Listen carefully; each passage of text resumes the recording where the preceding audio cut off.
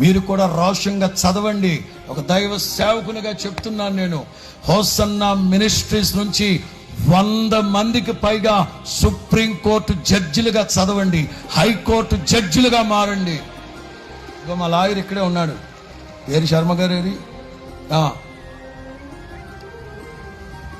నాకు ఒక గొప్ప వ్యక్తి, ప్రొఫైల్ ఉన్న వ్యక్తి చెప్పిన మాట, ఐఏఎస్ని, ఐపీఎస్ని, ఎమ్మెల్యేని, ఎంపీలని, ప్రధానమంత్రిని, రాష్ట్రపతిని కూడా